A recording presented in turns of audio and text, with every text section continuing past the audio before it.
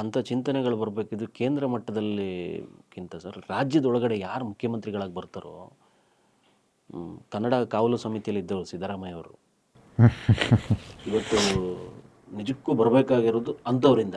ಅವರಿಗೆ ಯಾಕಂದ್ರೆ ಸರ್ಕಾರ ಏನು ತಗೊಳ್ಬೇಕು 4 ಸರಿ ನಾವು ಕನ್ನಡದ ಮುಖ್ಯಮಂತ್ರಿ ಕನ್ನಡದ ರಾಮಯ್ಯ ಅಂತ ಹೇಳ್ತಾರೆ ಅವರು. 4 ಸರಿ ಕೊಟ್ಟೆ ಬರೆದ್ರು, ಒಂದ್ಸರಿ 50 ಲಕ್ಷ ಬಿಡುಗಡೆ ಮಾಡಿ ಅಂತ ಬರೆದ್ರು. ಅವರು ಸರ್ಕಾರ ಹೋಗೋ ಹಂತದಲ್ಲಿ ಕೊನೆಯ ಹಂತದಲ್ಲಿ ಬರೆದ್ರು. ಅದಕ್ಕಿಂತ ಮುಂಚೆ ಉಮಾಶ್ರೀ ಇದ್ದಾಗ ಕನ್ನಡ ಸಂಸ್ಕೃತಿ ಇಲಾಖಾ ಮಂತ್ರಿ ಬರೆದ್ರೆ ಅಗತ್ಯ ಕ್ರಮ ಅಂತ ಬರೆದ್ರು. ಅದೇ ಭಾವನಾ ಫಿಲಮೇಟ್ರ್ ಹೋದ 60 ಲಕ್ಷ ಬಿಡುಗಡೆ ಮಾಡಿದ್ರು ಇದೇ ಸಿದ್ದರಾಮಯ್ಯ ಅವರು. ಅವಳು ಒಂದು ಟೆಂಟ್ ಹಾಕಿ ಒಂದು ಕಟ್ಟೆ ಕಟ್ಬಿಟ್ಟು ಕರ್ನಾಟಕ ಸರ್ಕಾರಿ ಕಾಲೇಜು ಗ್ಯಾಸ್ ಕಾಲೇಜಲ್ಲಿ ಹೈಕೋರ್ಟ್ ನಮ್ಮ ಕಾಂಗ್ರೆಸ್ಸಿಗರವರು ಅಲ್ಲ ಕಾಂಗ್ರೆಸ್ ಮುಖವಾಡ ಹಾಕೊಂಡು ಹೋಗಿದ್ರೆ ನಿಮಗೆ ಅಲ್ಲ. ಇಲ್ಲಿ ನೋಡಿ, ನಾವು ಚಳುವಳಿ ಬಂದವರು, ನಮಗೆ ಯಾವುದೇ ಪಕ್ಷದ ಮುಖವಾಡಗಳು ಇರಲ್ಲ, ಇರಲೂಬಾರ್ದು. ನಾವು ಜನಪರವಾಗಿ ಕನ್ನಡ ಪರವಾಗಿ ಕೆಲಸ ಮಾಡ್ತಕ್ಕಂಥವ್ರು.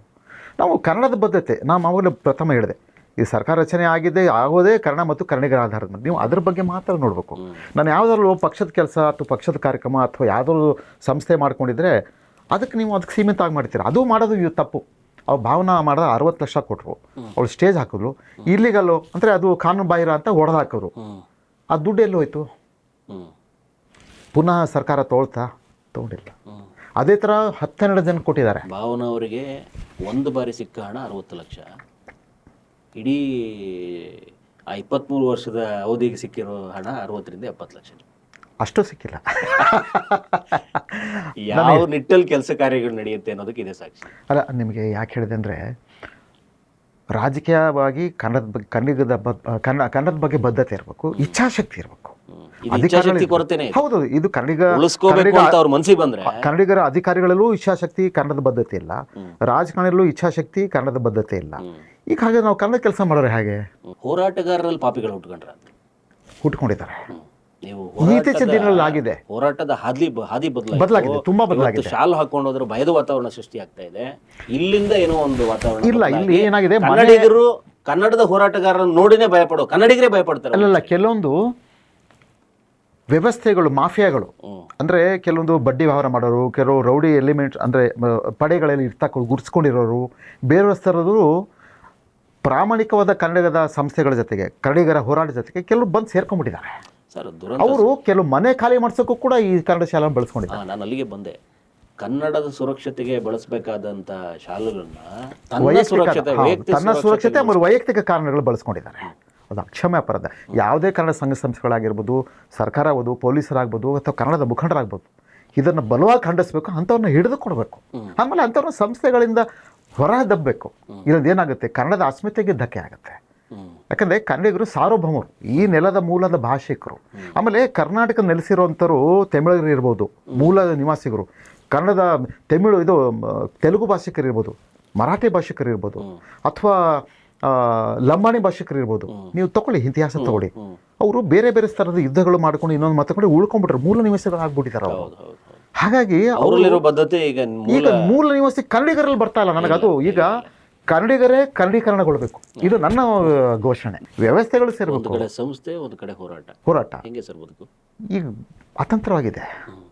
ನನ್ನಿಂದ ನನ್ನ ಮನೆಯವರು, ನನ್ನ ಮಕ್ಕಳು ಎಲ್ಲರೂ ಸಂಕಷ್ಟಕ್ಕೀಡಾಗ್ಬಿಟ್ರಲ್ಲ ಅಂತ ಮಾನಸಿಕ ವೇದನೆ ದಿನನಿತ್ಯ ಪ್ರತಿ ಕ್ಷಣನೂ ಕಾಡುತ್ತೆ.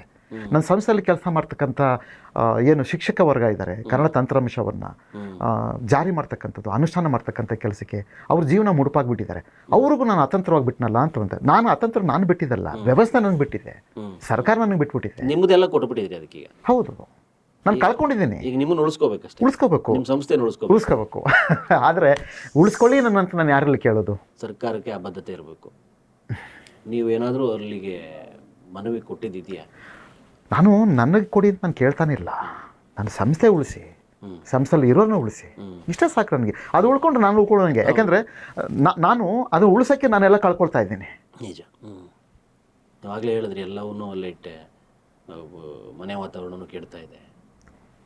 ಯಾಕಂದ್ರೆ ಮೊದಲಿದ್ದ ದೇಹ ಸ್ಥಿತಿನೂ ಈಗಿರಲ್ಲ.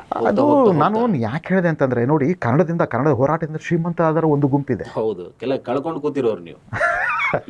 ಇದು ಯಾವ ನಿಟ್ಟಿಂದ? ಆ ಗುಂಪಿಗೆ ಕೇಳಿದೆ, ದಯವಿಟ್ಟು ಸಹಾಯ ಮಾಡಿ ಅಂತ. ಅವ್ರು ಯಾಕೆ ಕರುಣೆ ತೋಡ್ತಾ ಇಲ್ಲ ಏನಂತ ನನಗೂ ಅರ್ಥ ಆಗ್ತಾ ಇಲ್ಲ. ಯಾರಿಗೂ ಬೇಡ, ಯಾರಿಗೂ ಇದು ಬೇಡ, ವೈಯಕ್ತಿಕ ಅಂತ. ನನಗೆ ಇದು ನನ್ನ ವೈಯಕ್ತಿಕ ಅಲ್ಲ, ಇದು ನಾಡಿಗೆ ಸಂಬಂಧಪಟ್ಟಿದ್ದು. ಹೌದು. ಆಮೇಲೆ ಕನ್ನಡದ ಹೋರಾಟ ಅಂದ್ರೆ ಏನು? ಇದು ಕನ್ನಡದ ಹೋರಾಟನೇ. ಹ್ಮ್ ಕನ್ನಡ ತಂತ್ರಾಂಶ ಕೊಟ್ಟು ಅವ್ರು ಬದುಕು ಕೊಡೋದಿದೆಯಲ್ಲ, ಇದು ದೊಡ್ಡ ಹೋರಾಟ. ಕನ್ನಡದ ಹೋರಾಟಕ್ಕಿಂತ ಬದುಕು ಕೊಡೋ ದೊಡ್ಡ ಇದೊಂದು ಹೋರಾಟ. ಬೇರೆ ಇದು ರೂಪದ ಕನ್ನಡದ ಮುಖಾಂತರ ಅನ್ನ ಕೊಡೋ ಹೋರಾಟ. ಈಗ ಹೇಳ್ತಾರೆ, ಸರ್ಕಾರ ಹೇಳ್ತಾರೆ, ಇದು ನಮ್ಮ ಸಾಹಿತಿಗಳು ಹೇಳ್ತಾರೆ, ದೊಡ್ಡವರು ನಮ್ಮ ಕನ್ನಡದ ಮುಖಂಡರು ಹೇಳ್ತಾರೆ, ಕನ್ನಡ ಅನ್ನೋದು ಕನ್ನಡದ ಬದುಕಿನ ಒಂದು ಭಾಷೆ ಆಗಬೇಕು ಅಂತ. ನಾವು ಕನ್ನಡದ ಬದುಕಿನ ಭಾಷೆಗೆ ಕನ್ನಡ ತಂತ್ರಾಂಶನ ಜಾರಿ ಮಾಡ್ತಕ್ಕಂಥ ಕೆಲಸ ಮಾಡ್ತಾ ಇದೀವಲ್ಲ. ನಾವು ಈಗಲೇ ಮಾಡ್ತಾರೆ, 23 ವರ್ಷದಿಂದ ಮಾಡ್ತಾ ಇದೀವಿ. ಯಾಕೆ ಸಹಾಯ ಮಾಡ್ತಾ ಇಲ್ಲ? ಹೆಚ್ಚು ಕಮ್ಮಿ ಬದುಕು ಕಟ್ಟಿಕೊಟ್ಟಂಗೆ ಇದು. 100ಕ್ಕೆ 100 ನಮ್ಮಲ್ಲಿ ಕಲ್ತಿರೋರು ಎಲ್ಲೇ ಹೋದ್ರು ಅದಕ್ಕೊಂದು ಮಾನ್ಯತೆ ಇದೆ. ಸರ್ಕಾರ ಮಾನ್ಯತೆ ಕೊಟ್ಟಿದೆ ಸಂಸ್ಥೆಗೆ, ನೋಡಿ ನಿಮ್ಮ ಪ್ರಮಾಣ ಪತ್ರ. ಹೌದು. ಆಮೇಲೆ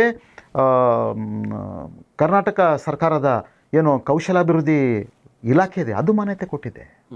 ಕನ್ನಡವನ್ನು ಅನುಷ್ಠಾನ ಮಾಡ್ತಕ್ಕಂಥ ತಂತ್ರಾಂಶವನ್ನು ಕೆಲಸ ಮಾಡ್ತಕ್ಕಂಥ ವಿಚಾರಕ್ಕೆ ಕನ್ನಡ ಸಂಸ್ಕೃತಿ ಇಲಾಖೆ ನಮಗೆ ಮಾನ್ಯತೆ ಕೊಟ್ಟಿದೆ. ಆಯಾ ಇಲಾಖೆಯಿಂದ ಒಂದಷ್ಟೇನೋ ಅನುದಾನ ಸಹಾಯ ಸಿಗ್ತಾ ಇಲ್ಲ. ನಾನು ಅದೇನೇ ಹೇಳ್ತಾ ಇದ್ದೀನಲ್ಲ, ಎಲ್ಲವೂ ಬಂದಾಗಿದೆ. ಎಲ್ಲಿಂದ ತೊಗೊಳ್ತೀರಾ? ಎಲ್ಲ ದಾರಿಗಳು ಬಂದಾಗ್ಬಿಟ್ಟಿದೆ. ಬೃಹತ್ ಬೆಂಗಳೂರು ಮಹಾನಗರ ಪಾಲಿಕೆ ನಿಲ್ಲಿಸೇ ಬಿಟ್ರು. ಎಲ್ಲ ದಾರಿಗಳು ಬಂದು ನಾವು ಸಂಸ್ಥೆ ಮಾಡಿದ್ದೇ ಸರ್ಕಾರದ ಮತ್ತು ಸಹಾಯ ತಗೊಂಡು ಮಾಡಬೇಕು ಅಂತ. ನೀವು ಎಲ್ಲ ತಗೊಂಡು ನೀವು ಕಟ್ ಮಾಡಿಬಿಟ್ರೆ ಸಂಸ್ಥೆ ನಾವು ಬೆಳೆಸೋದಿಲ್ಲಿಂದ. ಈಗ ಹೇಳ್ತಾರೆ ಕನ್ನಡದ ಏನು ಹಣ ಕೇಳ್ತಾರೆ, ಕನ್ನಡದ ರೋಲ್ ಕಾಲ್ ಮಾಡ್ತಾರೆ ಅಂತ ಹೇಳಿ. ನಾವು ಮಾಡ್ತಾ ಇಲ್ಲ ಸ್ವಾಮಿ. ಹಾಗಾದ್ರೆ ಆ ಮಾತು ಹೇಳ್ತಿರಲ್ಲ, ಹಾಗೆ ನೀವೇ ಕೊಡಲ್ಲ, ನೀವೇ ಬಂದು ಕೊಡಿ. ನಾವು ದತ್ತತಿಸ್ಕೊಳ್ಳಿ, ಸಂಸ್ಥೆನ ನಡೆಸಿ, ನೀವೇ ನಡೆಸಿ, ನಾವಿರ್ತೀವಿ ಜೊತೆಗೆ ಮಾಡಿ. ಅದನ್ನು ಕೂಡ ಕರೆ ಕೊಟ್ವಿ, ಯಾರು ಬಂದಿಲ್ಲ. ಹಾಗಾದ್ರೆ ಏನು? ಹಾಗಾದ್ರೆ ಕನ್ನಡದ ಕೆಲಸ ಅಂದ್ರೆ ಏನು? ಯಾರಿಗೋಸ್ಕರ ಕನ್ನಡ ಕೆಲಸ ಬೇಕು? ಯಾರಿಗೋಸ್ಕರ ಕನ್ನಡ ರಚನೆ ಮಾಡಬೇಕು? ಕನ್ನಡ ಕರುಣೆ ನಲುಮಯ ಡಮರುಗ ನೀವು ಹೊಡಿಬೇಕು, ಬಾರಿಸಿ ಜಾಗೃತಿ ಮಾಡಬೇಕು. ಅದನ್ನ ಹೊಡೆದು ಹರಿಬಾರ್ದು. ಈಗ ಹರಿ ಅಂತ ಕೆಲಸ ಮಾಡ್ತಾ ಇದ್ದಾರೆ ನಮ್ಮವರು. ಹಾಕ್ಬಾರ್ದು. ಎಷ್ಟು ಅಂತ ಹೊಲಿಗೆ ಹಾಕಕ್ಕಾಗತ್ತೆ? ನಾವು ಹೊಲಿಗೆ ಆದಷ್ಟು ಶಬ್ದ ಕಮ್ಮಿ ಆಗ್ತಾ ಇರ್ತದೆ. ಕೊನೆಗೆ ಒಂದಿನ ಡಮರ್ಗ ಹೊಡೆದೋಗ್ಬಿಡುತ್ತೆ. ಕರ್ನಾಟಕ ಮತ್ತು ಕನ್ನಡಿಗರ ಪರಿಸ್ಥಿತಿ, ಕರ್ನಾಟಕ ಪರಿಸ್ಥಿತಿ ಅದೇ ಆಗೋದು ಮುಂದಕ್ಕೆ. ಈ ಕೆಲವು ಜನ ಚೆನ್ನಾಗಿರ್ಬೋದು, ದುಡ್ಡು ಮಾಡಿಕೊಂಡು ಹಣ ಮಾಡಿಕೊಂಡು ಶ್ರೀಮಂತಿಕೆ ಜೀವನ ಮಾಡ್ತಾ ಇರ್ಬೋದು. ಕೊನೆಗೆ ನೀವು ಅದೇ ಸ್ಥಿತಿಗೆ ಬರ್ತೀರಾ. ಕನ್ನಡದ ವಿಚಾರದಲ್ಲಿ ಸರ್ಕಾರ ಯಾವ ಬದಲಾವಣೆ ತರಬೇಕು, ಬೆಳವಣಿಗೆ? ನೋಡಿ, ಬಹಳ ದೊಡ್ಡ ಒಂದು ವಿಚಾರ. ಕನ್ನಡದ ಬದ್ಧತೆ, ಕನ್ನಡದ ಇಚ್ಛಾಶಕ್ತಿ ಮೊದಲು ರಾಜಕಾರಣಿಗಳಲ್ಲಿ, ಆಡಳಿತ ಮಾಡ್ತಕ್ಕಂಥ ಪಕ್ಷದಲ್ಲಿ ಮುಖ್ಯವಾಗಿ ಬರಬೇಕು. ನಾವು ಕನ್ನಡಿಗರ ಋಣ ಪಡ್ಕೊಂಡಿದ್ದೀವಿ. ಕನ್ನಡದ ಋಣ ತೀರಿಸಬೇಕಂತ ಒಂದು ವಿಚಾರಿಕತೆ ಅವರಲ್ಲಿ ಬರಬೇಕು. ಯಾಕಂದರೆ ಕರ್ನಾಟಕ ರಾಜ್ಯ ರಚನೆ ಆಗಿದೆ ಕನ್ನಡ ಮತ್ತು ಕನ್ನಡಿಗರ ಆಧಾರದ ಮೇಲೆ. ಅದರ ಒಂದು ಆಧಾರದಲ್ಲೇ ನೀವು ಇವತ್ತು ಹಣ ಮಾಡ್ಕೊಳ್ತಾ ಇದ್ದೀರಿ, ನೀವು ರಾಜಕೀಯವಾಗಿ ಬೆಳೆದಿದ್ದೀರಿ, ಎಲ್ಲವೂ ಮೆರಿತಾ ಇದ್ದೀರಿ, ಸರ್ಕಾರ ನಡೆಸ್ತಾ ಇದ್ದೀರಿ, ಯಾವುದೇ ಪಕ್ಷ ಇರ್ಬೋದು. ನೀವು ಅದಕ್ಕೆ ಅದು ಪರವಾಗಿ ನೀವೇನು ಕೊಟ್ಟಿದ್ದೀರ ಕನ್ನಡಿಗರಿಗೆ, ಕನ್ನಡ ಮಾಧ್ಯಮದವರಿಗೆ, ಕರ್ನಾಟಕದಲ್ಲಿ ಓದ್ತಕ್ಕಂಥ ಕನ್ನಡ ಶಾಲೆಗಳಿಗೆ? ಕನ್ನಡ ಶಾಲೆಗಳು ಮುಚ್ಚೋದಾ? ಕನ್ನಡಿಗರಿಗೆ ಉದ್ಯೋಗದಿಂದ ವಂಚನೆ ಮಾಡೋದಾ? ಏನಾಗಿದ್ರೆ ಅರ್ಥ ಏನು? ಸರ್ಕಾರದ ಅರ್ಥ ಏನು? ಭಾಷಾ ಉಳಿಗೂ ಇಲ್ಲ, ಕನ್ನಡಿಗರ ಉಳಿವಿಗೂ ಇಲ್ಲ ಇವರ ಸೇವೆ. ವ್ಯವಸ್ಥೆ, ಶಿಕ್ಷಣ ಸೇವೆ ವ್ಯವಸ್ಥೆನೂ ಹದಗೆಡಿಸಿ ನೀವು ಎಲ್ಲವೂ ಮುಚ್ಕೊಂಡು ಬಂದರೆ ಹಂಗೆ ಶಿಕ್ಷಣ ಕೊನೆಗೆ ಆಡಳಿತಾತ್ಮಕ ಶಿಕ್ಷಣ, ಕೆಲವು ರಾಜಕಾರಣಿಗಳು, ಕೆಲವು ಅಧಿಕಾರಿಗಳು ನಡೆಸಕ್ಕಂಥ ಶಿಕ್ಷಣ ಮಾತ್ರ ಉಳಿದು ನಮ್ಮವರು ಅಲ್ಲಿ ಹೋಗಿ ದಾಸ್ಯಕ್ಕೆ ಒಳಗಾಗಬೇಕಾ? ಕನ್ನಡ ಅಳಿವು ಮತ್ತು ಕನ್ನಡ ನಿರ್ನಾಮ ಆದರೆ ಶೈಕ್ಷಣಿಕವಾಗಿ ಎಲ್ಲ ರೀತಿಯಲ್ಲಿ ಕನ್ನಡಿಗರು ದಾಸ್ಯರಾಗ್ಬಿಡ್ತಾರೆ ಆಂಗ್ಲದ ಮತ್ತು ಆಂಗ್ಲ ವ್ಯವಸ್ಥೆಗೆ. ಇದೇ ಒಂದು ವ್ಯವಸ್ಥೆ ನೀವು ಸಾಮ್ರಾಜ್ಯಶಾಹಿಗಳು ನಿರ್ಮಾಣ ಆಗ್ಬಿಡ್ತಿದೆ ಕರ್ನಾಟಕದಲ್ಲಿ. ಸಾಮ್ರಾಜ್ಯಶಾಹಿತನ ಬರುತ್ತೆ. ತಿರ್ಗಾ ಏನು ಬ್ರಿಟಿಷರು ಬಂದು ಅವಾಗ ಯಾವ ಥರ ಅದೇ ಥರ ನಮ್ಮವರೇ ನಮ್ಮ ವಿರುದ್ಧ ಮಾಡ್ತಾರೆ. ಬೇರೆ ಬೇರೆಯವ್ರ ಪ್ರಾಬಲ್ಯ ಹೆಚ್ಚಾಗುತ್ತೆ, ಮೂರಕ್ಕೂ ಆಗುತ್ತೆ, ಪಳೆಗಾರಿಕೆ ಆಗುತ್ತೆ, ಒಂಥರ ಅವ್ರವ್ರದ್ದೇ ಸಾಮ್ರಾಜ್ಯ ನಿರ್ಮಾಣ ಆಗುತ್ತೆ. ಕೊನೆಗೆ ಒಂದಿನ ರಾಜ್ಯದ ಕಲ್ಪನೆ ಹೋಗಿ ಅವ್ರವ್ರದ್ದೇ ಆದ ಸಾಮ್ರಾಜ್ಯಗಳು ನಿರ್ಮಾಣ ಆಗ್ಬಿಟ್ಟು ಈಗ ಅವಾಗ ಹೆಂಗೆ ನಮ್ಮ ಸ್ವಾತಂತ್ರ್ಯ ಸಂಗ್ರಾಮ ಮಾಡೋಕ್ಕಿಂತ ಮುಂಚೆ ಅವಾಗ ಪ್ರಾಂತ್ಯವರ್ಗಗಳು ಇತ್ತು, ಪ್ರಾಂತ್ಯಗಳಾಗಿತ್ತು, ದೇಶಗಳಾಯಿತು, ಸಣ್ಣ ಸಣ್ಣ ದೇಶಗಳು. ಕರ್ನಾಟಕ ಸಣ್ಣ ದೇಶ ನಮ್ಮದು. ಇದು ಪ್ರಾಂತ್ಯಗಳಿತ್ತು, ದೇಶಗಳಾಗಿತ್ತು, ಆಮೇಲೆ ರಾಜ್ಯಗಳಾಯಿತು. ನಮ್ದು ಕರ್ನಾಟಕ ದೇಶ, ಕನ್ನಡ ದೇಶದೊಳು. ನಾವು ಈ ಕನ್ನಡ ದೇಶದೊಳಗೆ ಇರತಕ್ಕಂತಹ ಒಂದು ಪ್ರಮುಖ ಮೂಲ ನಿವಾಸಿಗರು ನಾವು. ಆ ಕಲ್ಪನೆ ಎಲ್ಲ ಹೋಯ್ತು ಈಗ? ಇಲ್ಲ, ಕಲ್ಪನೆ ಇದೆ, ಕಾನೂನಾತ್ಮಕವಾಗಿದೆ. ಭಾಷಾವಾರು ಪ್ರಾಂತ್ಯದ ವ್ಯವಸ್ಥೆಯಲ್ಲಿ ಇದೆ, ಸುಮ್ಮನೆ ಕಾನೂನು ಇಟ್ಕೊಂಡಿದ್ದೀವಿ. ನೀವು ಏಕ ಭಾರತ್, ಏಕ ನಾಗರಿಕ ಅಂತ ಹೇಳ್ತಿರಲ್ಲ, ಯಾವ್ದಾದ್ರಲ್ಲಿ ಹೇಳ್ತೀರಾ? ಇವತ್ತು 26ನೇ ಜನವರಿ ಗಣರಾಜ್ಯೋತ್ಸವ ಅಂತ ಮಾಡ್ತೀರಾ, ಆಚರಣೆ ಮಾಡ್ಕೋದ್ರೆ ಒಂದು ಬದ್ಧತೆ ಇರಬೇಕು. ನೀವಲ್ಲಿ ಕರ್ನಾಟಕದ ಒಂದು ಟ್ಯಾಬ್ಲೋಡ್ ಏನು ಹೇಳ್ತೀವಿ, ಒಂದು ವಸ್ತು ಪ್ರದರ್ಶನ ಮಾಡಲಿಕ್ಕೆ ನೀವು ವಾಹನದಲ್ಲಿ ವ್ಯವಸ್ಥೆ ಮಾಡಕ್ಕೆ ಬಿಡಲ್ಲ ನೀವು. ಆಮೇಲೆ ಕರ್ನಾಟಕ ಅಂತ ಹಿಂದಿಲೇ ಬರೆಯುವಂಥ ವ್ಯವಸ್ಥೆ ಮಾಡಿಸ್ತಿರ್ತೀರಿ. ದುರಂತ ಇದು. ನಮ್ಮ ಭಾಷೆ ನಮ್ಮ ಉಳಿಬೇಕಾದ್ರೆ ನಮ್ಮನ್ನು ಅವಕಾಶ ಕೊಡಬೇಕಾಗತ್ತೆ. ನಾನು ಯಾಕೆ ಬಂದ ಎಲ್ಲ ವಿಷಯ ತಿಳಿಸ್ಲಿ ಅಂತ ನಾನು ಹೇಳ್ತಾ ಇದ್ದೀನಿ. ಇದು ಭಾಳ ಸಂಕೀರ್ಣವಾದ ವಿಷಯ. ಕರ್ನಾಟಕ ಸರ್ಕಾರ ಮಾಡಬೇಕದು ಇಷ್ಟೇ, ಕನ್ನಡ ಶಿಕ್ಷಣ ನೀತಿ ಉಳಿಸ್ಬೇಕು. ಈಗೇನು ಕರ್ನಾಟಕ ಪಬ್ಲಿಕ್ ಸ್ಕೂಲ್ ಅಂತ ಮಾಡಿದಿರಲ್ಲ, ಅದು ಮೊದಲು ನಿಲ್ಲಿಸಿ. ಈ ನಾಟಕಗಳಲ್ಲಿ ಬೇಡ. ನೀವು ಕನ್ನಡ ಶಿಕ್ಷಣ ನೀತಿಯೇ ಉಳಿಸ್ಕೊಳ್ಳಿ. ಆಂಗ್ಲ ಒಂದು ಪಠ್ಯಕ್ರಮನೇ ಇಡಿ, ಚೆನ್ನಾಗಿ ಕಲಿಸಿ. ಕನ್ನಡವೂ ಕೂಡ ಚೆನ್ನಾಗಿ ಕಲಿಸಿ, ಆಂಗ್ಲವೂ ಕೂಡ ಚೆನ್ನಾಗಿ ಕಲಿಸಿ. ನಾಳೆ ದಿನ ಅವ್ರು ನಾಳೆ ದಿನ ಖಾಸಗಿ ಸಂಸ್ಥೆಗಳಿಗೆ ಹೋದಾಗ ಬೇಕಾಗುತ್ತೆ ಅಂತ ಅದು ಆ ಕಾರಣಕ್ಕೆ ಕೊಡಿ. ಅದೇ ತರ ಕನ್ನಡವೂ ಕೂಡ ಉಳಿಸುವಂತ ಬೆಳೆಸುವಂತ ಕೆಲಸ ಕೂಡ ಮಾಡಿ. ಮೊದಲ ಭಾಷೆಗೆ ಮಾಡಬೇಕು. ಅದು ಖಾಸಗಿ ಸಂಸ್ಥೆ ಆದ್ರೂ ಸರ್ಕಾರಿ ಸಂಸ್ಥೆ ಆಗಲಿ. ಇವತ್ತು ಕೇರಳದವ್ರು ಮಾಡಕ್ಕೆ ಸಾಧ್ಯ ಇದೆ, ಇವತ್ತು ಮಹಾರಾಷ್ಟ್ರವ್ರು ಮಾಡಕ್ಕೆ ಸಾಧ್ಯ ಇದೆ, ಇವತ್ತು ಬೆಂಗಳೂರು ಮಾಡಕ್ಕೆ ಸಾಧ್ಯ ಇದೆ, ಇವತ್ತು ತಮಿಳುನಾಡು ಮಾಡಕ್ಕೆ ಸಾಧ್ಯ ಇದೆ. ಎಲ್ಲವೂ ರಾಜ್ಯಗಳು ಮಾಡಕ್ಕೆ ಸಾಧ್ಯ ಇದ್ದಾಗ ಕರ್ನಾಟಕ ಸಾಧ್ಯ ಯಾಕಿಲ್ಲ? ಕರ್ನಾಟಕದಲ್ಲಿ ಮಾಡಕ್ಕೆ ಹೋದಾಗ ಪ್ರಶ್ನೆಗಳು ಮಾಡ್ತಕ್ಕಂಥ ವ್ಯವಸ್ಥೆಗಳು ಇವತ್ತು ಮಾಡ್ತಾರೆ, ಉದ್ಭವಿಸಿದಂದ್ರೆ ಅದಕ್ಕೆ ಹೊಣೆ ಯಾರು? ಅವರಲ್ಲೇ ಒಂದು ಒಗ್ಗಟ್ಟಿಲ್ಲ. ಆಮೇಲೆ ಇನ್ನೊಂದು ಹೇಳ್ತೀನಿ ನೋಡಿ, ಮಹಾರಾಷ್ಟ್ರ ಏಕೀಕರಣ ಸಮಿತಿಯವರು ಅದು ಅಗತ್ಯ ಇಲ್ಲ. ಮಹಾರಾಷ್ಟ್ರಕ್ಕೆ ಯಾವುದೋ ಬೆಳಗಾವಿಗೆ ಅವರು ಅಲ್ಲಿ ಮರಾಠಿ ಅಸ್ಮಿತೆ ಉಳಿಸ್ಬೇಕು ಅನ್ನೋ ಒಂದೇ ಒಂದು ಕಾರಣಕ್ಕೆ, ಅವ್ರು ರಾಜಕೀಯವಾಗಿ ಅಲ್ಲಿ ಉಳಿಸ್ಬೇಕು ಒಂದೇ ಒಂದು ಕಾರಣಕ್ಕೆ ಮಹಾರಾಷ್ಟ್ರಕ್ಕೆ ಕೂಡ ಬೆಳಗಾವಿ ವಿಷಯ ಇದ್ದರೆ ಅವರು ಅಲ್ಲಿ ರಾಜಕೀಯ ಮಾಡಿ ರಾಜಕಾರಣ ಮಾಡಲಿಕ್ಕೆ ಒಂದು ಉಳಿಸ್ಕೋಬೇಕು ಅನ್ನೋ ಕಾರಣಕ್ಕೆ ಪ್ರತಿ ವರ್ಷ 20 ಕೋಟಿ ರೂಪಾಯಿ ಮಹಾರಾಷ್ಟ್ರ ಏಕೀಕರಣ ಸಮಿತಿ ಕೊಡ್ತಾರೆ. ಜೀವಂತಗಡೆ ನಮಗೆ ಕೊಡ್ತೀರಾ ನೀವು? ನಮ್ಮ ಸರ್ಕಾರ ಕೊಡುತ್ತಾ? ಅವಲ್ಲಿ ನಿಮ್ಗೆ ಹೇಳ್ದಂಗೆ ಕನ್ನಡದ ಒಂದು ಬದ್ಧತೆ, ಕನ್ನಡ ಉಳಿಸೋದಕ್ಕೆ ಒಂದು ಪ್ರತ್ಯೇಕ ಒಂದು ಲೆಕ್ಕಶಾಸ್ತ್ರ ನಾಚಿಕೆ ಆಗಬೇಕು ಸರ್ಕಾರಕ್ಕೆ, ಆಡಳಿತಗಾರರಿಗೆ, ಆಡಳಿತಕ್ಕೆ ಮತ್ತು ಅಧಿಕಾರಿಗಳಿಗೆ. ಅವ್ರು ಯಾರು ಕನ್ನಡವನ್ನು ಅನುಷ್ಠಾನ ಮಾಡಿಲ್ಲ, ಯಾರು ಇಷ್ಟು ವರ್ಷದಿಂದ ಆ ಸಮಿತಿ ಏನು ವರದಿನ ಅನುಷ್ಠಾನ ಮಾಡಿಲ್ಲ, ಆ ಅಧಿಕಾರಿಗಳ ಮೇಲೆ ಒಬ್ಬರ ಮೇಲಾದರೂ ಸಸ್ಪೆಂಡ್ ಮಾಡಿ ಅವ್ರ ಮನೆ ಕಳಿಸುವಂಥ ಕೆಲಸ ಮಾಡಿದ್ದೀರಾ ನೀವು? ಯಾರು ಮಾಡಿಲ್ಲ. ಅಂದ್ರೆ ಕನ್ನಡ ಯಾರಿಗೋಸ್ಕರ ಬೇಕಾಗಿದೆ? ಹಾಗಾಗಿ ಈ ಕ್ಷಣಕ್ಕೇನೆ ಮಾನ್ಯ ಮುಖ್ಯಮಂತ್ರಿ ಕನ್ನಡದ ರಾಮಯ್ಯ ಅಂತ ಹೇಳ್ತೀರಿ. ಈ ಬಜೆಟಲ್ಲಿ 100 ಕೋಟಿ ಕನ್ನಡದ ಅಭಿವೃದ್ಧಿ ಕಾರ್ಯಗಳಿಗೆ, ಕನ್ನಡದ ಅನುಷ್ಠಾನ ಕಾರ್ಯಗಳಿಗೆ, ಕನ್ನಡದ ಅಸ್ಮಿತೆ ಕಾರ್ಯಗಳಿಗೆ, ಕನ್ನಡದ ಕಾನೂನುಬದ್ಧವಾಗಿ ಕೆಲಸ ಮಾಡ್ತಕ್ಕಂಥ ಸಂಸ್ಥೆಗಳ ಒಂದು ಸ್ಪರ್ಧಾತ್ಮಕ ಕೆಲಸಗಳಿಗೆ, ಕನ್ನಡದ ಕಿರಾತ್ಮಕ ಕೆಲಸಗಳಿಗೆ ನೀವು ಕೊಡಲಿಕ್ಕೆ ಮೀಸಲಿಡಿ ಸ್ವಾಮಿ.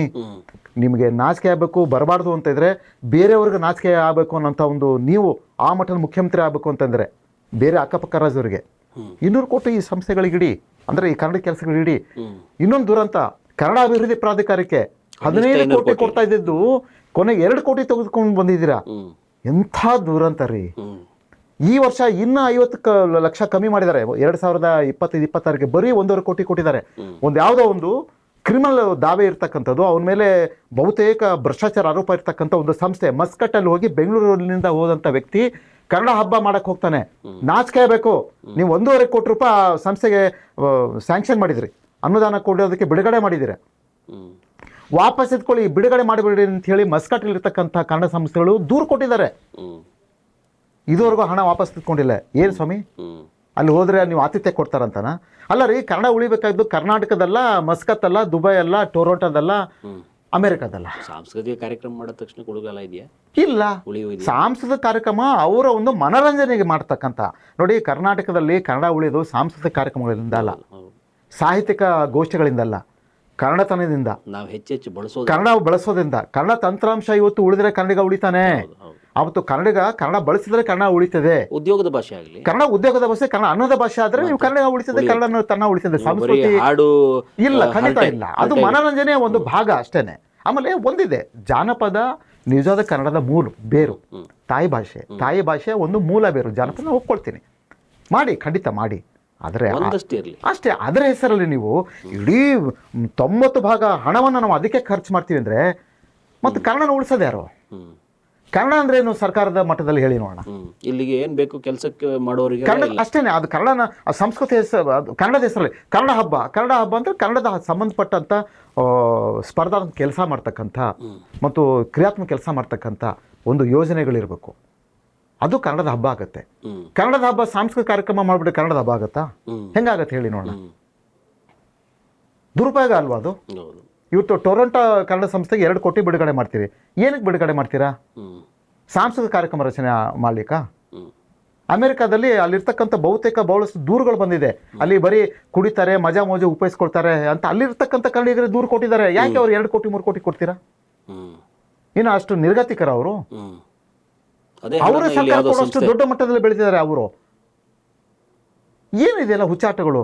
ಸರ್ಕಾರ ದುಡ್ಡು ಯಾರಿಗೆ ಕೊಡ್ತೀರಿ? ಯಾರಿಗೆ ಬಳಕೆ ಆಗ್ತಾ ಇದೆ? ಕರ್ನಾಟಕದಲ್ಲೂ ಅಷ್ಟೇನೆ.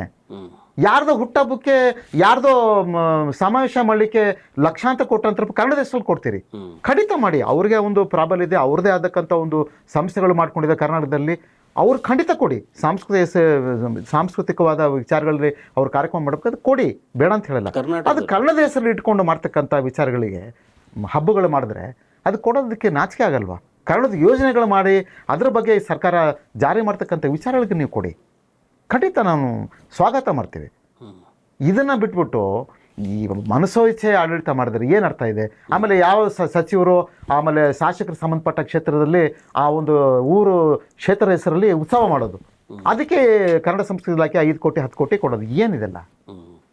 ಜಿಲ್ಲಾಡಳಿತ ಜಿಲ್ಲಾ ಉತ್ಸವ ಅಂತ ಮಾಡ್ತಾರೆ, ಯಾರಿಗೆ ಬೇಕು ಇದೆಲ್ಲ? ಅಲ್ಲಿ ಬೇರೆ ಬೇರೆ ರಾಜ್ಯದಿಂದ ಹೊರ ರಾಜ್ಯದಿಂದ ಕರ್ಕೊಂಬಂದು ಆ ಭಾಷೆಯಲ್ಲಿ ಇವರು ಕಾರ್ಯಕ್ರಮ ಕೊಡ್ತಾರೆ. ಇದು ಕನ್ನಡದ ಅಸ್ಮಿತೆನಾ? ಕನ್ನಡ ಉಳಿಸೋ ಕೆಲಸನ ಇದು? ಅನುದಾನ ತಗೊಳ್ಳೋಕೆ ಏನಿದೆಲ್ಲ ಇದು ನೋಡಿ, ಇವೆಲ್ಲ ಇದೆ ಅಲ್ಲ. ಅಂದ್ರೆ ಕನ್ನಡದ ಹೋರಾಟದ ವಿಚಾರಕ್ಕೆ ಬಂದರೆ ಮತ್ತೆ ನಾವು ಸರಿಯಾದ ಹಾದಿಲಿ ಇದೀವ? ಖಂಡಿತ ಇಲ್ಲ. ನೋಡಿ, ಕೆಲವರು ಭಾಳ ದೊಡ್ಡ ಪ್ರಮಾಣದಲ್ಲಿ ಹೋರಾಟಗಳು ಮಾಡಿದ್ದಾರೆ, ಇಲ್ಲ ಅಂತ ಹೇಳಲ್ಲ, ಮಾಡಿದ್ದಾರೆ.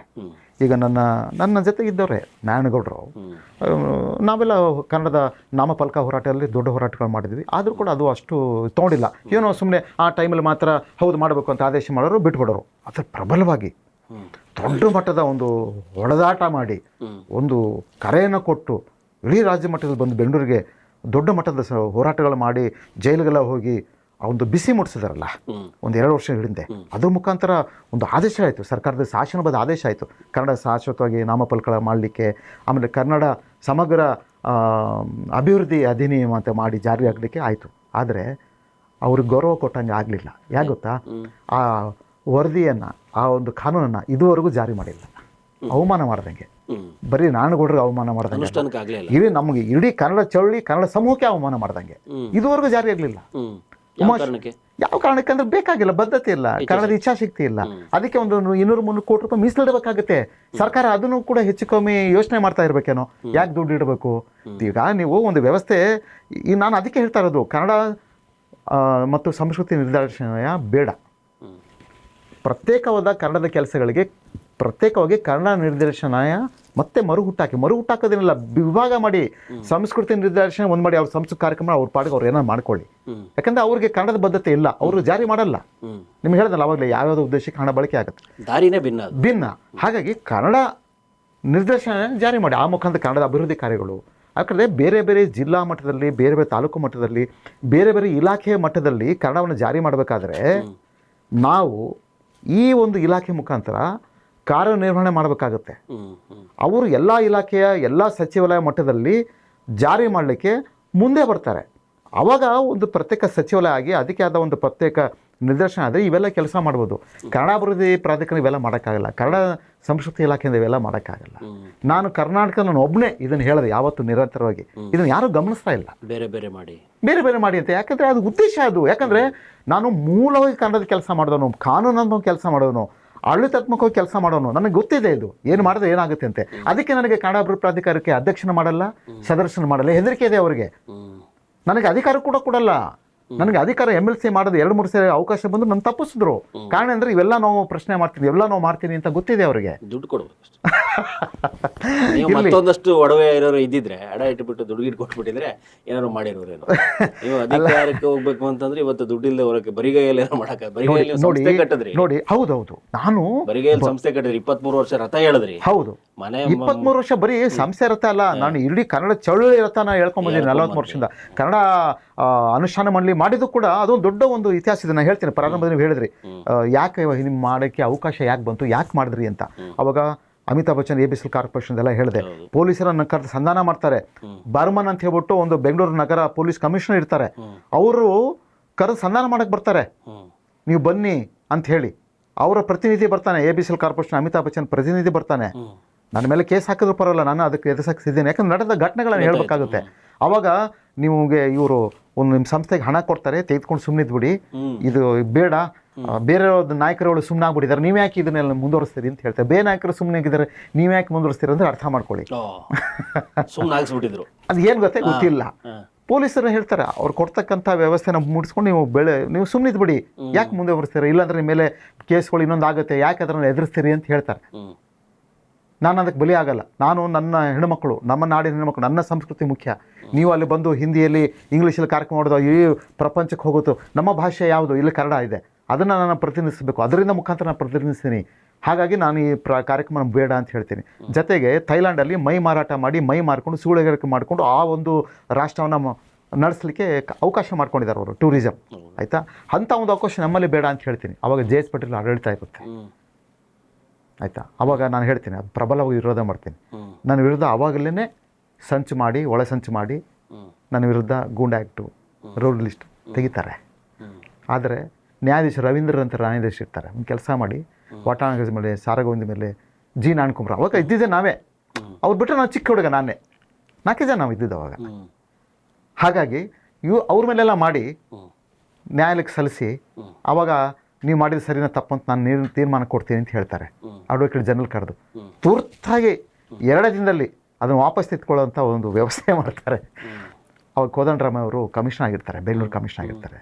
ಅವಾಗ ಅವರು ಕೂಡ ಹೇಳ್ತಾರೆ, ಇಲ್ಲ ಈ ವ್ಯವಸ್ಥೆ ಹಳ್ಳಿ ತಪ್ಪಿದೆ, ಮಾಡಬಾರ್ದಾಗಿತ್ತು, ಆಗೋಗಿದೆ ಅಂತ ಅವರು ಒಂದು ಪ್ರಮಾಣ ಪತ್ರ ಕೊಡ್ತಾರೆ ನ್ಯಾಯಮೂರ್ತಿಗಳಿಗೆ. ಇವರು ವಿರುದ್ಧ ಇರ್ತಕ್ಕಂಥದ್ದನ್ನು ವಾಪಸ್ ತೊಗೊಂಡಿದ್ದು ಸ್ವಾಮಿ, ತಪ್ಪಾಗಿದೆ ಅಂತ ಹೇಳಿ. ನಾನು ಯಾಕೆ ನಿಮಗೆ ಹೇಳ್ತೀನಿ ಅಂತಂದರೆ, ಆವಾಗ ಚಿದಾನಂದಮೂರ್ತಿಯವರು, ನಾನು ಪ್ರಬಲವಾಗಿ ಗೋರಿಯಲ್ಲ ಮಾದರಿ ಹೋರಾಟ ಮಾಡ್ತಾ ಇರ್ತೀನಿ, ಏನೇ ಮಾಡಿದ್ರು ಅದು ಮಾಡೋದು ಇದು ಮಾಡೋದು. ಆವಾಗ ಅವ್ರನ್ನ ಹೇಳಿಕೆ ಕೊಡ್ತಾರೆ, ಚೀವಟು ಹಾಕಿ ಅಂತ ಹೇಳ್ತಾರೆ, ಒಂದು ಹೇಳಿಕೆ ಕೊಡ್ತಾರೆ. ಈಗ ನಾನಗೌಡರು ಮೊನ್ನೆ ದೊಡ್ಡ ದೊಡ್ಡ ನಾಮಫಲಕ್ಕೆಲ್ಲ ಹೊಡೆದು ಏನು ಮಾಡಿದ್ರಲ್ಲ, ಅದು ಮಾಡಲೇಬೇಕಾದ್ರೆ ಪ್ರಬಲ ವಿರೋಧ ಮಾಡಬೇಕು.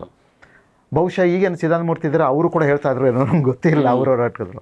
ಅವಾಗ ನಾನು ಬೆಂಗಳೂರು ಬಂದ್ ಮಾಡ್ತೀನಿ 1994ರಲ್ಲಿ. ಹೌದು, ಕಾವೇರಿ ವಿಷಯದಲ್ಲಿ ಇನ್ನೊಂದು ಮತ್ತೊಂದು ನಾವು ಇದ್ದಿದ್ದ 45 ಜನ, ಬೇರೆ ಜಾಸ್ತಿನೇ ಇಲ್ಲ. ನಾವು ಹುಲಿಗಳ ಥರ ಇದ್ವಿ. ಯಾಕೆ ನಿಮ್ಗೆ ಹೇಳ್ತೀನಿ, ಹಣ ಮತ್ತು ಜನ ನಮಗೆ ಅವಾಗ ಬೇಕು, ಇರಷ್ಟು ಜನನೇ ನಾವು ಕೆಲಸ ಮಾಡ್ತಾ ಇದ್ವಿ, ನಮಗೆ ಆ ಕಲ್ಪನೆಗಳಿರಲಿಲ್ಲ. ಹಾಗಾಗಿ ಆವಾಗ ಆ ಸಂದರ್ಭದಲ್ಲಿ ಪ್ರಬಲ ಹೋರಾಟಗಳು ನಡ್ಕೊಂಡು ಹೋದಾಗ ಅಖಿಲ ಕರ್ನಾಟಕ ಯುವ ಪರಿಷತ್ತಿಂದ ನಾವು ಪ್ರಥಮ ಕೇಳಿದ್ರಿ, ಈ ಮಾಡೋ ಉದ್ದೇಶ ಏನು, ಕನ್ನಡ ಅನುಷ್ಠಾನ ಮಾಡಲಿ. ಆವಾಗ ಪ್ರಬಲ ಹೋರಾಟಗಳು ನಡೀತದೆ, ಪೊಲೀಸ್ ವ್ಯವಸ್ಥೆಗಳು ಹಿಂಗಾಗುತ್ತೆ. ಆಮೇಲೆ ನನ್ನ ಮೇಲೆ ಗೂಂಡಾ ಆ್ಯಕ್ಟ್ ಹಾಕ್ತಾರೆ, ರೌಡ್ ಲಿಸ್ಟ್ ಹಾಕ್ತಾರೆ, ಆಮೇಲೆ ಅದು ಕ್ರಮ ತೆಗಿಸ್ತಾರೆ, ಕಾನೂನು ಹೋರಾಟ ಆಗುತ್ತೆ. ಪೊಲೀಸರೇ ನನ್ನ ದುಡ್ಡು ಕೊಡ್ಸೋಕ್ಕೆ ವ್ಯವಸ್ಥೆ ಮಾಡ್ತಾರೆ, ತೆಗೆದುಕೊಂಡು ಸುಮ್ಮನಾಗ್ಬಿಡಿ ಅಂತ ಹೇಳ್ತಾರೆ. ಅಂದರೆ ಈ ಥರದ ವ್ಯವಸ್ಥೆಗಳು ನನ್ನ ಹೋರಾಟದಲ್ಲಿ ಭಾಳಷ್ಟು ನೋಡ್ಬಿಟ್ಟಿದ್ದೀನಿ ನಾನು. ಬಹುಶಃ ಈಗ ಅನಿಸುತ್ತೆ, ನಾವೇನಾದರೂ ಹಣ ತಿದ್ಕೊಂಡು ಇನ್ನೊಂದು ಮತ್ತೊಂದು ಆಡಿದ್ರೆ ಬಹುಶಃ ನಾನು ಈಗ ಕನ್ನಡ ಗಣಕ ಉಚಿತ ತರಬೇತಿ ಕೇಂದ್ರದಂಥ ಸಂಸ್ಥೆನ ಮಾಡೋಕ್ಕೆ ಮಾಡ್ತಾ ಇರಲಿಲ್ಲ ಅಂತ ಅನಿಸುತ್ತೆ. ಯಾಕಂದರೆ ನನಗೆ ಹಣಕಾಸಿನ ದೊಡ್ಡ ಮಟ್ಟದಲ್ಲಿ ಆಗಿನ ಕಾಲದಲ್ಲಿ ಬಿಟ್ಟಿದ್ರೆ, ನನಗೆ ಬಂದುಬಿಟ್ಟಿದ್ರೆ ಬಹುಶಃ ನಾನೀಗ 100 ಕೋಟಿ ಒಡೆಯನಾಗ್ಬಿಡ್ತಾ ಇದ್ದೆ. ಆಗಲೇ ಅಲ್ಲ, ಅಷ್ಟು ಸೌಲಭ್ಯ ಇತ್ತು. ನನಗೆ ಅಷ್ಟು ಸೌಲಭ್ಯ ಕೊಡೋರಿದ್ರು, ನಾನು ಉಪಯೋಗಿಸ್ಕೊಳ್ಳೋಕೆ ರೆಡಿ ಇರಲಿಲ್ಲ. ಕಾರಣ ಅಂದರೆ JS ಪಾಟೀಲ್ ಅವರ ಸಂದರ್ಭದಲ್ಲಿ ಸರೋಜಿನಿ ಮೈಸೂರು ಜರಿ ಆಗ್ಬೇಕು, ಅದು ಆಗ್ಬೇಕು, ಇದು ನುಗ್ತಾನೇ ಇದ್ವಿ, ಗಲಾಟೆ ಮಾಡ್ತಾ ಇದ್ವಿ. ಕೃಷ್ಣಾದಲ್ಲಿ ನುಗ್ಬಿಟ್ಟಿದ್ವಿ. ಈಗೇನು ಅಧಿಕೃತ ನಿವಾಸ ಇದೆ ನನಗೆ. ಅದಕ್ಕೆ ಪೊಲೀಸರು ನನಗೆ ಟೈಗರ್ ಸುಬ್ಬ ಅಂತ ಹೆಸರಿಟ್ಟಿದ್ದು, ಆಮೇಲೆ ನನ್ನ ಮೇಲೆ ರೌಡಿ ಲಿಸ್ಟ್ ತೆಗೆದಿದ್ದು, ನನ್ನ ಮೇಲೆ ಗೂಂಡಾ ಆ್ಯಕ್ಟ್ ಹಾಕಿದ್ದು. ಯಾಕಂದ್ರೆ ನನ್ನ ಪ್ರಬಲವಾಗಿ ಶಾಂತಿ ಮಾಡಬೇಕು ಅಂತ ಅವ್ರ ಉದ್ದೇಶ ಇದ್ದಿದ್ದು, ಅದು ನನ್ನನ್ನು ಇದು ಮಾಡ್ಬೇಕಂತ ಇದ್ದಿದ್ದಲ್ಲ. ಕ್ರಮೇಣ ದೊಡ್ಡ ದೊಡ್ಡ ಮುಖಂಡರಾಗಬೇಕಾದಾಗ ಇವೆಲ್ಲ ಮಾಡೇ ಮಾಡ್ತಾರೆ. ಕೆಲವರಿಂದ ಜಾತಿ ಆಧಾರ, ಗುಂಪು ಆಧಾರದಲ್ಲಿ ಇರ್ತಕ್ಕಂಥವ್ರಿಗೆ, ರಾಜಕೀಯ ರಕ್ಷಣೆ ಇರೋರಿಗೆ ಮಾಡೋಕ್ಕೆ ಹೋಗಲ್ಲ. ನನಗೆ ಅವಾಗ ಇರಲಿಲ್ಲ. ಆವಾಗ JS ಪಾಟೀಲ್ರು, ನೀನು ಏನಪ್ಪ, ನೀನು ಯಾವಾಗ ಬರ್ತೀಯ, ನಿನ್ಗೆ ಏನು ಸಮಸ್ಯೆ ಅಂತ ಕೇಳೋರು. ಸಮಸ್ಯೆ ನಂದೇನಿಲ್ಲ ಸರ್, ನಾವು ನಿಯೋಗ ಹೋಗ್ತಾ ಇದ್ವಿ ರಾಜಕೀಯ. ಖಂಡಿತ. ನನಗೆ BS ಪಾಟೀಲ್ರು ಏನಿದ್ದಾರೆ, ಮುಖ್ಯಮಂತ್ರಿಗಳ ಪ್ರಧಾನ ಕಾರ್ಯದರ್ಶಿ ಆಗಿದ್ದರು. ಇವಾಗಾದರೂ ಯಾವಾಗಾದ್ರೂ ಸಿಗ್ತಾರೆ, ದಡ್ಡನೇನು ಅಂದ್ಬಿಡ್ತಾರೆ. ನೀನು JS ಪಾಟೀಲ್ನ ಉಪಯೋಗಿಸ್ಕೊಳ್ಳದೆ ನಾಯಕರು, ಅವರು ಸಂದರ್ಭದಲ್ಲಿ ಯಾರು ಅವ್ರನ್ನ ಎಲ್ಲ ರೀತಿಯಲ್ಲಿ ಅವರು ಬಳಸ್ಕೊಂಡಿಲ್ವೋ, ಅವ್ರನ್ನ ಸಹಾಯ ಪಡೆದಿಲ್ವೋ, ಅವರು ಪಾಪಿಗಳು ಅಂದ್ಬಿಟ್ರು. ಆ ಪಾಪಿಗಳು ನಾನು ಒಬ್ಬ. ಯಾಕೆಂದರೆ ಅಲ್ಲಲ್ಲ, ನಾನು ಯಾಕೆ ನಿಮಗೆ ಹೇಳಿದಂದರೆ, ನನ್ನ ಕಣ್ಣ ನೀರು ಬಂತು. ಅಳು ಸುಮ್ಮನೆ ಬರಲ್ಲ. ಒಬ್ಬ ಹೋರಾಟಗಾರನಿಗೆ ಕಣ್ಣಲ್ಲಿ ನೀರು ಬರಬೇಕು ಅಂತಂದರೆ ಅವನ ಹೋರಾಟ ಶ್ರಮ, ಅವನ ಬದ್ಧತೆ, ಅವನ ಒಂದು ಇಚ್ಛಾಶಕ್ತಿಯ, ಅವನ ಒಂದು ಶ್ರಮ ಆ ಒಂದು ಸಮಾಜಕ್ಕೆ, ಕನ್ನಡದ ಬದ್ಧತೆಗೆ, ಕನ್ನಡಿಗರು ಉಳಿಬೇಕು, ಕನ್ನಡ ಬೆಳಿಬೇಕು, ಕನ್ನಡತನ ಉಳಿಸ್ಬೇಕು, ಅಥವಾ ಕನ್ನಡಿಗರು ಬೆಳಿಬೇಕು, ಅಥವಾ ಕನ್ನಡದ ಸಾಮ್ರಾಜ್ಯ ಉಳಿಸ್ಬೇಕು ಅಂತ ಒಂದು ಮಾನಸಿಕವಾಗಿ ಇರ್ತಾರಲ್ಲ, ಅವ್ರು ಮಾಡೋಕ್ಕೆ ಸಾಧ್ಯ. ಅದು ನನ್ನಲ್ಲಿ ಮಾತ್ರ ಇದೆ, ನನ್ನಲ್ಲಿ ಒಬ್ಬನಲ್ಲಿ ಇದೆ ಅಂತ ನಾನು ಹೇಳ್ತಾ ಇಲ್ಲ. ನನ್ನಷ್ಟು ಭಾಳ ಜನ ಇದ್ದಾರೆ, ಇಲ್ಲ ಅಂತ ನಾನು ಹೇಳಲ್ಲ. ಅವರೆಲ್ಲಾದರೂ ಎಲೆ ಮರೆ ಕಾಯ್ತಾರೆ, ಇದ್ದಾರೆ, ಖಂಡಿತ ಇದ್ದಾರೆ. ಆದರೆ ನನಗೆ ಆವಾಗ ಮಾಧ್ಯಮಗಳು ಭಾಳಷ್ಟು ನನ್ನ ಬೆಂಬಲಿಸಿದ್ವಿ ನನ್ನ ಹೋರಾಟಗಳಿಗೆ. ಬೇಡಿಕೆ ಒಂದು ಸಂಸ್ಥೆ ಕಟ್ಟಿಬಿಟ್ಟಿದ್ದೀನಿ ಸ್ವಾಮಿ, ಎಲ್ಲವನ್ನು ಸರ್ವಸ್ವ ದಾರೆ ಎರೆದ್ಬಿಟ್ಟಿದ್ದೀನಿ, ಇದನ್ನು ಉಳಿಸ್ಕೊಡಿ ಅಂತನ. ಈಗ ಕನ್ನಡ ಗಣಕ ತರಬೇತಿ ಕೇಂದ್ರ ಏನಿದೆ, ಈಗ ನೀವು ಕೈ ಬಿಟ್ಟರೆ ಮುಗೀತು ಅನ್ನೋ ಥರ ಹೊರಟೋಗುತ್ತೆ. ಹೌದು. ಸರ್ಕಾರಕ್ಕೆ ಒಂದು ಬೇರೆ ನಿಟ್ಟಲ್ಲಿ ಯಾವ ರೀತಿ ಇದನ್ನು ತಲುಪಿಸ್ಬೇಕು? ಈಗ ಮಾಧ್ಯಮಗಳೇ ಒಂದು ಹೇಳ ನಿಮಗೆ, ಕನ್ನಡದ ದಿನಪತ್ರಿಕೆಗಳು, ಕನ್ನಡದ ದೃಶ್ಯ ಮಾಧ್ಯಮಗಳೇ ಪತ್ರಕರ್ತರೇ ನಿಜವಾದ ಕನ್ನಡದ ಹೋರಾಟಗಾರರು, ಕನ್ನಡದ ಹೀರೋಗಳು ಅಂತ ನನ್ನ ದೃಷ್ಟಿಯಲ್ಲಿ ತಲುಪಿಸ್ಬೇಕಾದ್ರು. ಯಾಕಂದರೆ ಗೋಕಾಕ್ ಚಳುವಳಿಯಲ್ಲಿ ಆವಾಗ ರಾಜ್ಕುಮಾರ್ ಇರ್ತಕ್ಕಂಥ ಒಂದು ಮೇರು ಒಂದು ವ್ಯಕ್ತಿತ್ವಕ್ಕೆ ಜೊತೆಗೂಡಿ ಬಂದರು ಇಡೀ ಕನ್ನಡ ಸಮೂಹ ಅಲ್ವಾ. ಈಗ ಆ ಕನ್ನಡ ಸಮೂಹ ಈಗ ಪತ್ರಿಕಾ ಮಾಧ್ಯಮ ಮತ್ತು ದೃಶ್ಯ ಮಾಧ್ಯಮ ಮುಖಾಂತರ ಪತ್ರಕರ್ತರು ಮುಖಾಂತರ ಬರಬೇಕು. ನಾನು ಅಷ್ಟು ಎಲ್ಲರಲ್ಲೂ ಕೈ ಮುಗಿದು ಕೇಳ್ಕೊಡ್ತೀನಿ. ಯಾಕಂದರೆ ತಲುಪಿಸೋದು ಮತ್ತು ಆಮೇಲೆ ಅವ್ರು ಒತ್ತಡ ಹಾಕೋಂಥದ್ದು ಏನು ದೊಡ್ಡ ವಿಷಯನಲ್ಲ. ಈ ದೆನ್ ಬೆಳಗಾದರೆ ದೃಶ್ಯ ಮಾಧ್ಯಮಗಳು ಮತ್ತು ಪತ್ರಿಕೆಯವರು ಯಾವುದೋ ಒಂದು ವಿಚಾರದಲ್ಲಿ ಒಂದು ವಿಷಯಕ್ಕೆ ಸಂಬಂಧಪಟ್ಟಂಗೆ ನಾವು ನ್ಯಾಯ ದೊರಕಿಸಿದ್ದೀವಿ, ಇದ್ರ ಮುಖಾಂತರ ಅವರು ನ್ಯಾಯ ಕೊಟ್ಟರು ಸರ್ಕಾರ, ಮುಖ್ಯಮಂತ್ರಿಗಳು ಅಥವಾ ಉಪಮುಖ್ಯಮಂತ್ರಿಗಳು ಯಾರಾದಿರಲಿ ಅಂತ ಹೇಳಿ ಬರುತ್ತೆ. ಭಾಳ ಸಂತೋಷ ಆಗುತ್ತೆ ನೋಡಿದಾಗ. ಇದೇ ವಿಷಯವನ್ನು ಎಲ್ಲ ದೃಶ್ಯ ಮಾಧ್ಯಮಗಳು, ಎಲ್ಲ ದಿನಪತ್ರಿಕೆಗಳು, ಕನ್ನಡ ಪತ್ರಿಕೆಗಳು ಈ ಒಂದು ನೋವನ್ನು, ಈ ಒಂದು ವಿಚಾರವನ್ನು, ಈ ಒಂದು ಸಂಸ್ಥೆ ಉಳಿಸ್ಬೇಕು, ಆ ನಿಟ್ಟಿನಲ್ಲಿ ಸರ್ಕಾರ ಬದ್ಧತೆ ಪ್ರದರ್ಶನ ಮಾಡಬೇಕು, ಒಂದು ಹಣಕಾಸಿನ ದೊಡ್ಡ ನೆರವು ಕೊಡಬೇಕು ಅಂಥೇಳಿ ಮುಟ್ಟಿಸಿದ್ರೆ ಭಾಳ ದೊಡ್ಡ ಒಂದು ನೆರವು ಸಿಗುತ್ತೆ, ಈ ಸಂಸ್ಥೆ ಉಳಿಯುತ್ತೆ, ಈ ಕನ್ನಡದ ಕಾರ್ಯಗಳು ಉಳಿಯುತ್ತೆ. ದಯಮಾಡಿ ಮಾಡಿ ಅಂತ ಕೈ ಮುಗಿದು ಕೇಳ್ಕೊಳ್ತೀನಿ. ಯಾಕಂದರೆ ಕೊನೆಯದಾಗಿ ಒಂದೇ ಒಂದು ಮಾತು ಕರೆ ಕೊಡ್ತೀನಿ. ಈ ಸಂಸ್ಥೆಯ ಸೇವೆಯನ್ನು ನಾವು ಖಂಡಿತ ಕೈ ಬಿಡಲ್ಲ, ನಾವು ಏನೇ ಆದರೂ ನಡೆಸ್ತೀವಿ. ದಯಮಾಡಿ ಕನ್ನಡ ಮಾಧ್ಯಮದಲ್ಲಿ ಇರೋರು ಕನ್ನಡದ ಬದುಕೆ ಮುಗಿದೋಯ್ತು ಅಂತ ಯಾರೂ ಭಾವಿಸ್ಬೇಡಿ. ಈ ಸಂಸ್ಥೆ ಉಳಿದಿದೆ, ನಾವು ಹಿಡಿದೀವಿ, ಬೇರೆಯವರು ಎಲ್ಲರೂ ಜೊತೆಗೆ ಮಾಧ್ಯಮದ ಎಲ್ಲರೂ ಜೊತೆಗೆ ಕೈಗೂಡ್ತಾರೆ. ಈ ಸಂಸ್ಥೆಯ ಸೇವೆಯನ್ನು ಉಪಯೋಗಿಸ್ಕೊಳ್ಳಿ.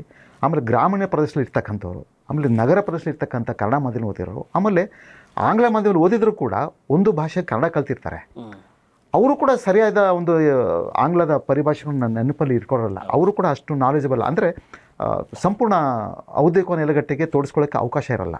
ಅಂಥವ್ರು ಈ ಸಂಸ್ಥೆನ ದಯಮಾಡಿ ಉಪಯೋಗಿಸ್ಕೊಡಿ. ಬದುಕು ಮುಗೀತು ಅನ್ನೋಂಥದ್ದು ಭಾವನೆ ಬೇಡ. ಈಗ AI ಆರ್ಟಿಫಿಷಿಯಲ್ ಇಂಟೆಲಿಜೆನ್ಸ್ ಈಗೇನು ಬಂದಿದೆ, ಅದ್ರ ಮುಖಾಂತರ ನಮ್ಮ ಕನ್ನಡಿಗರು ಬದುಕೆ ಮುಗಿದು ಹೋಗುವಂಥ ಪರಿಸ್ಥಿತಿ ನಿರ್ಮಾಣ ಆಗಿದೆ. ಯಾಕಂದರೆ ಬಹುತೇಕ IT ಬಿಟ್ಟಲ್ಲಿ ಇರ್ತಕ್ಕಂಥ ವ್ಯವಸ್ಥೆಗಳಿದೆಯಲ್ಲ, ಎಲ್ಲ ಹೊರರಾಜ್ಯದಿಂದ ಬಂದು ಉಳ್ಕೊಂಡಿರೋರು, ದೊಡ್ಡ ದೊಡ್ಡ ಒಂದು ಸಿಬ್ಬಂದಿಗಳು ಕೂಡ ಅವರೇ ಆಗಿರೋದ್ರಿಂದ ನಮ್ಮ ಕನ್ನಡಿಗರ ಅವಕಾಶ ತಪ್ಪಿಸ್ತಾ ಇದ್ದಾರೆ ಅವರು. ಹಾಗಾಗಿ ಈಗಾಗಲೇ ಸರ್ಕಾರ ನೆರವು ಕೊಟ್ಟು ಏನು ಪಡ್ಕೊಂಡಿದ್ರೋ ಅವರೆಲ್ಲ 95% ನಮ್ಮ ಕನ್ನಡಿಗರಿಗೆ ಉದ್ಯೋಗ ಕೊಡಬೇಕಾಗಿತ್ತು. ಡಾಕ್ಟರ್ ಸರೋಜಿನಿ ಮಹಿಷಿ ವರದಿ ಹೇಳೋದು ಅದನ್ನೇ. ಅದು ಜಾರಿ ಆಗಿಲ್ಲ ಬಿಡಿ, ಅದು ಜಾರಿ ಮಾಡಬೇಕದು, ಅದು ಮುಂದಿನ ಹಂತದ ಹೋರಾಟಗಳ ರೂಪ ಹೇಳ್ತೀನಿ ಅದನ್ನು. ಹಾಗಾಗಿ ಈ ಆರ್ಟಿಫಿಷಿಯಲ್ ಇಂಟೆಲಿಜೆನ್ಸ್ ಬಂದಿರೋದ್ರಿಂದ ಈಗಾಗಲೇ ಕನ್ನಡಿಗರು ಸಂಖ್ಯೆ ಆ ಉದ್ಯಮಗಳು ಕಮ್ಮಿ ಇದೆ, ಇನ್ನಷ್ಟು ಕಡಿಮೆಗೊಳ್ತಾರೆ, ಇನ್ನಷ್ಟು ಅತಂತ್ರರಾಗ್ತಾರೆ.